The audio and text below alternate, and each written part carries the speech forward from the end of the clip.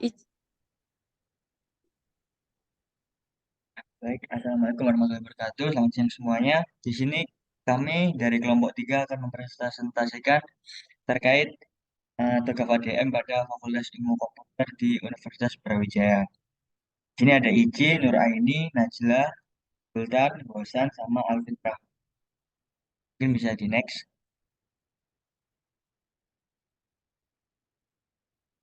Untuk fase A sendiri akan dijelaskan oleh teman saya. Baik, di sini fase A terkait dengan arsitektur vision.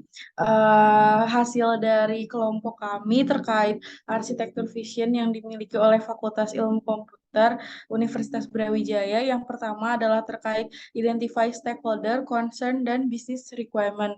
Nah, di sini mahasiswa memiliki concern meningkatkan kualitas pendidikan dan kurikulum.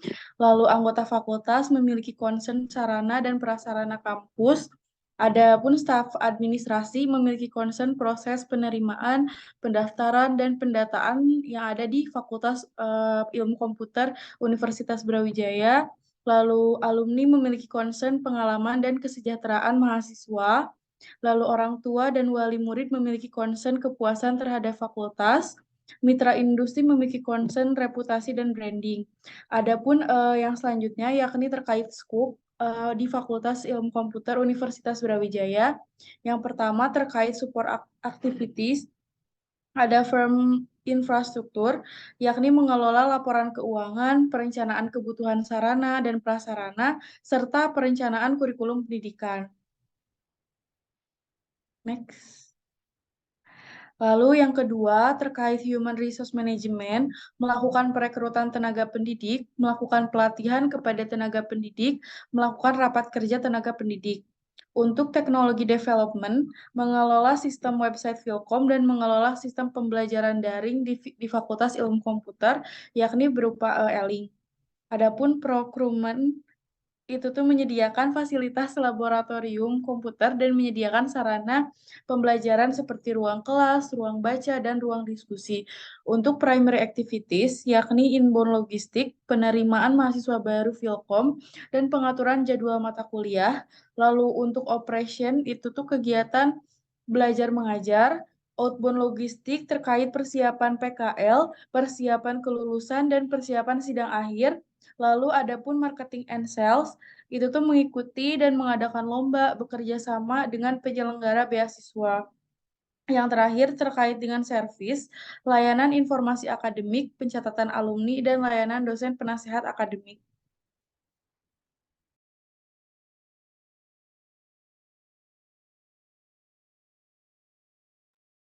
Baik, untuk fase B sendiri di sini ada bisnis arsitektur. Yang pertama itu ada determine overall modeling proses. Di sini jadi dijelaskan di Vilcom itu ada beberapa yang akan dimodeling. Yang pertama seperti ini dalam ranah bisnis arsitektur ya. Itu ada pengumpulan data, pemrosesan data, pemodelan, evaluasi model, dan untuk part service-nya sendiri itu terkait ada level dari datanya, batasan sama konten. Di sini yang pertama ada pengelolaan tingkat pengelolaan data, batasan pada tiap pelayanan sama kontrak tiap pelayanan.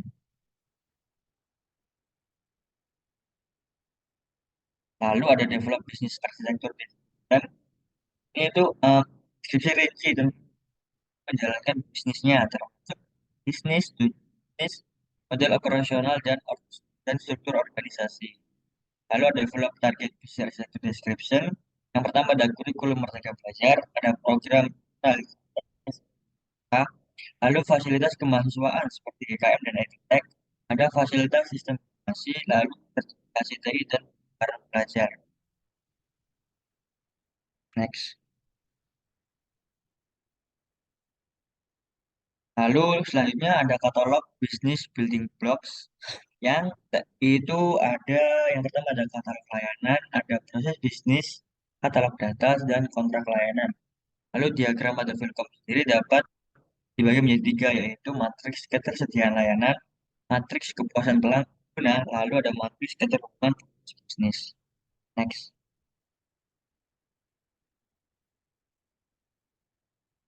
Untuk gap analisisnya kita bagi menjadi dua, bukan dibagi, digabung. Ada baseline arsitektur, yang atas itu ada target dari arsitektur yang harus dicapai. Lalu yang bawahnya itu terkait baseline arsitekturnya sendiri. Jadi untuk target sendiri ada kurikulum Merdeka Belajar, profesional, fasilitas kemahasiswaan, fasilitas sistem I, sertifikasi TI, dan lalu untuk arsitekturnya ada kurikulum K13, program jurnal TIK, fasilitas kemahasiswaan, fasilitas musik, dan ya, bisa dilihat sendiri untuk gapnya. Di situ ada untuk meningkatkan mutu sivitas akademika, untuk meningkatkan sarana dan prasarana, meningkatkan efisiensi dan responsivitas dalam komunikasi, lalu untuk meningkatkan kerjasama di internasional. Next. Untuk redefine candidate roadmap komponen sendiri, di sini ada tiga. Yang pertama ada identifikasi tujuan bisnis, identifikasi sasaran bisnis, lalu ada strategi bisnis. Kita ambil contoh satu aja terkait Ruby, yaitu menjadikan Philcom sebagai pusat pendidikan terkemuka di bidangnya, kan bidangnya ilmu komputer. Lalu untuk menambah jumlah mahasiswa baru 10 tahun setiap hari. Ini sasaran bisnisnya ada. Lalu strateginya, eh, jadi Philcom melakukan verifikasi prodi yang sesuai dengan kebutuhan pasar. Untuk yang lainnya bisa dilihat sendiri. Next.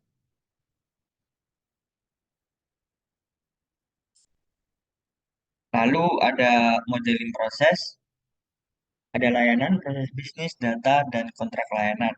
Lalu untuk metriknya sendiri ada ketersediaan layanan, kepuasan pengguna, serta keterhubungan proses bisnis. Next. Untuk finalisasi bisnis prosesnya sendiri ada dua, yaitu aplikasi dan proses bisnis dari Telkom. Untuk aplikasi sendiri ini Telkom dari bisnisnya kategori sendiri karena yang akan dan tujuan. Next. Untuk arsitektur definition dokumennya terdiri dari purpose of this document, jadi tujuan dari dokumennya, scope, ada goals, objective, dan constraints, and issue, dan arsitektur, mapping, story, target, dan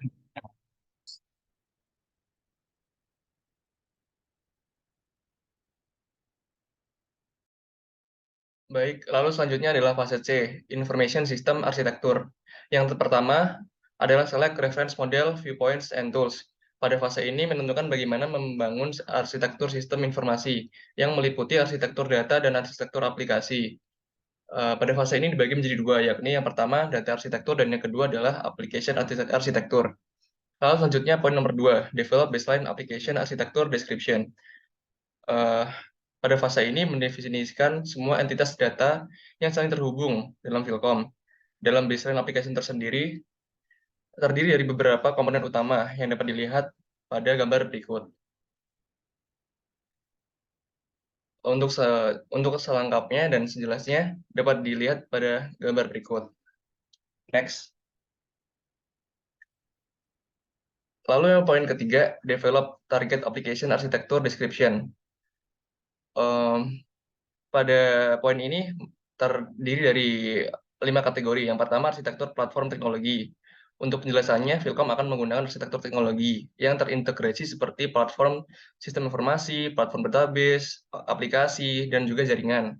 Yang kedua, yakni aplikasi dan fungsional. Aplikasi dan fungsional pada Philcom diimplementasikan sebagai berikut, yakni yang pertama, sistem informasi akademik, kepegawaian, keuangan, serta perpustakaan. Lalu kategori yang ketiga, integrasi sistem.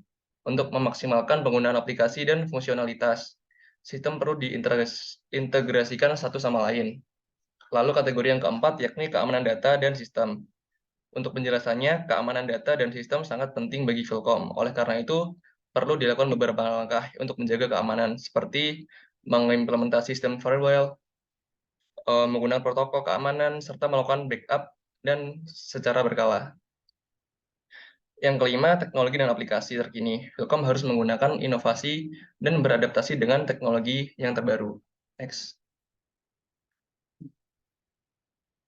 Lalu yang keempat adalah perform gap analysis. Perform gap analysis bertujuan untuk mengidentifikasi perbedaan antara kondisi aktual dan kondisi yang diinginkan atau target.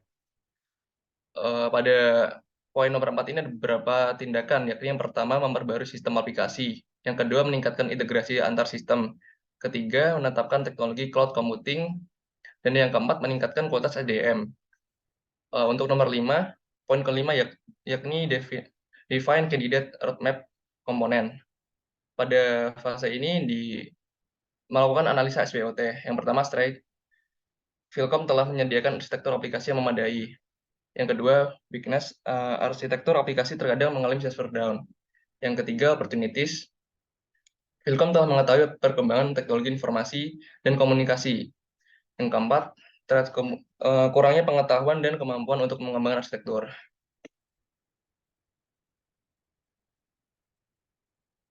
Lalu untuk jelasnya dapat dilihat di tabel berikut, yakni tujuan bisnis. Menjadikan Philcom sebagai pusat pendidikan terkemuka di bidangnya. Untuk strategi aplikasi arsitekturnya, dikembangkan E-Link serta exam application. Untuk yang lain-lain bisa dilihat sendiri ya di tabel berikut. Lalu yang keenam, poinnya keenam yakni resolve impact across the architecture landscape. Tujuan dari fase ini adalah untuk menyediakan persyaratan arsitektur dari semua siklus, dari arsitektur development model atau ADM.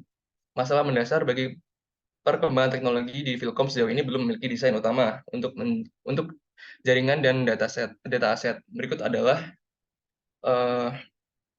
beberapa poin. Next. Yang pertama adalah business solution, mengerjakan tes ujian berbasis CBT. Untuk information system solution-nya, membangun proses penjadwalan seleksi tes dan mengintegrasikan secara otomatis. Yang kedua, membuat kurikulum pembelajaran, yakni membangun assessment apps. Selanjutnya, menjadwalkan ruangan kuliah secara terpadu dengan membangun scheduling apps. Selanjutnya, membangun e-library dengan implementasi membangun e-library apps. Dan yang terakhir ada rekrutmen dan pelatihan karyawan. Untuk IT solution-nya, membangun human resource management apps. Selanjutnya adalah poin ketujuh, conduct formal stakeholder review. Pada tahapan ini, para pemangku kebijakan atau stakeholder melakukan review terhadap data dan aplikasi arsitektur pada Philcom. Berikut merupakan beberapa contoh data dan aplikasi arsitektur yang perlu stakeholder review pada Philcom. Yang pertama adalah layanan jaringan, dua sistem manajemen data. Next. Lalu yang poin 8, analyze the application architecture. Merupakan istilah dalam mengembangkan perangkat lunak yang berarti menyelesaikan aplikasi.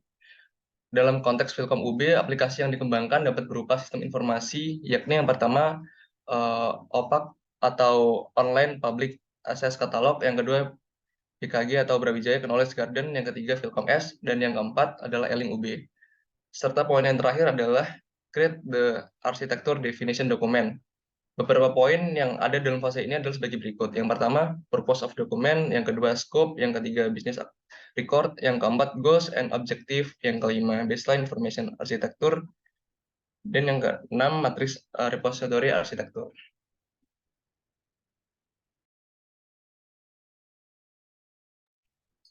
Untuk selanjutnya yaitu ada fase D, yaitu teknologi arsitektur. Teknologi arsitektur sendiri pada Philcom ini akan dilakukan dengan pembangunan teknologi yang diinginkan dari mulai penentuan jenis kandidat teknologi yang diperlukan. Teknologi yang diperlukan dapat meliputi perangkat lunak dan perangkat keras itu sendiri. Dalam tahap ini juga mempertimbangkan alternatif-alternatif yang diperlukan dalam pemilihan teknologi dalam Fakultas Ilmu Komputer. Nah, dapat dilihat pada gambar. Jadi ada beberapa teknologi yang diterapkan pada Philcom. Yang pertama yaitu ada teknologi infrastruktur jaringan, yaitu dengan perangkat jaringan seperti router, switch, dan firewall yang digunakan untuk mengelola dan mengamankan lalu lintas jaringan. Selanjutnya ada infrastruktur server, yaitu server yang digunakan untuk menjalankan aplikasi dan sistem seperti server web, database, dan juga aplikasi. Selanjutnya ada sistem operasi, yaitu yang digunakan seperti Linux dan Windows. Ada database, yaitu basis data yang digunakan untuk menyimpan semua data terkait dengan sistem dan aplikasi Philcom. Dan yang terakhir ada teknologi aplikasi yang pada Philcom berupa Philcom Apps yang digunakan untuk mendukung proses bisnis dan operasional seperti sistem informasi akademik atau SIAM, manajemen kursus, dan aplikasi manajemen keuangan. Next.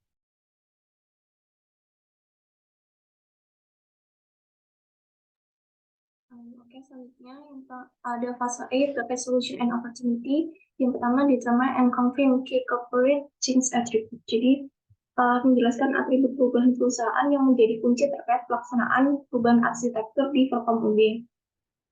Untuk atribut utama perubahannya, misalnya yang pertama budaya organisasi. Jadi mengubah budaya organisasi yang ada di Philcom UB seperti proses pengajuan atau pertanyaan yang dilakukan secara offline menjadi dilakukan secara online melalui aplikasi Halo Philcom. Kemudian yang kedua yaitu terkait struktur organisasi, yaitu mengubah struktur organisasi yang ada di Philcom seperti pembentukan tim PSIK. Kemudian atribut yang ketiga itu proses bisnis, yaitu mengubah proses bisnis pembelajaran seperti yang awalnya mengirim materi melalui WA, kini dapat melalui e-learning. Kemudian yang keempat yaitu sistem teknologi, yaitu perubahan arsitektur untuk mengubah sistem teknologi yang ada di Philcom seperti penggunaan cloud computing. Kemudian ada kebijakan dan strategi, yaitu perubahan arsitektur untuk mengubah kebijakan dan strategi yang ada di Philcom seperti peningkatan kolaborasi industri atau pengembangan program magang. Kemudian yang kedua yaitu determine business constraint for implementation. Jadi di sini ada 4. Yang pertama itu ada kebijakan internal seperti membatasi penggunaan sumber daya seperti kebijakan tentang penggunaan cloud computing. Kemudian yang kedua yaitu anggaran sumber daya. Kemudian yang kedua yaitu anggaran sumber daya memungkinkan memiliki kendala anggaran. Kemudian yang ketiga yaitu kebijakan regulasi dalam konteks pendidikan dan teknologi informasi.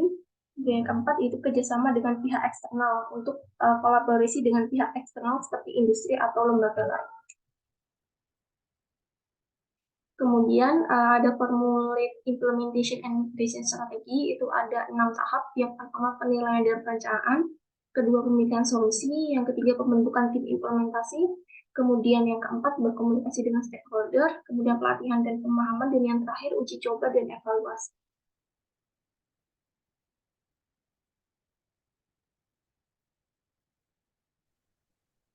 Selanjutnya untuk fase F, Migration and Planning. Yang pertama ada tahap Confirm Management Framework. Untuk tahap ini ada 6 poin. Yang pertama rencana proyek, struktur organisasi, proses pengambilan keputusan, evaluasi model, kebijakan dan pedoman, lalu ada manajemen perubahan. Yang kedua ada Assign Business Value.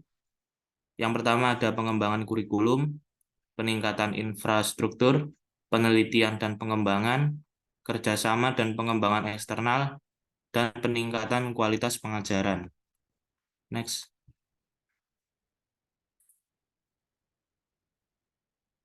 Lalu yang ketiga ada Estimate Resource Requirement. Pada tahap ini ada 2, yaitu sumber daya manusia dan sumber daya atau estimasi waktu, dengan contoh pada tabel sebagai berikut. Next. Lalu yang keempat ada Prioritize the Migration Project. Yang pertama ada identifikasi sistem dan aplikasi, tinjauan biaya dan manfaat, validasi resiko, dan prioritas proyek. Dilanjut dengan yang kelima ada Confirm Arsitektur Roadmap. Yang pertama ada Confirm Arsitektur Roadmap, dan yang kedua ada Update Arsitektur Definition Document. Next.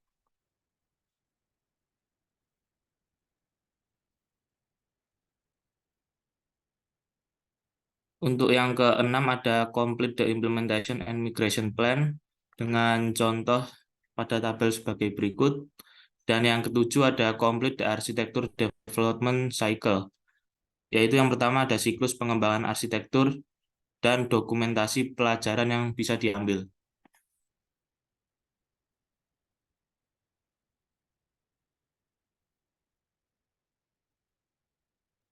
Baik, sekian presentasi dari kelompok kami. Kurang lebihnya mohon maaf. Terima kasih. Wassalamualaikum warahmatullahi wabarakatuh.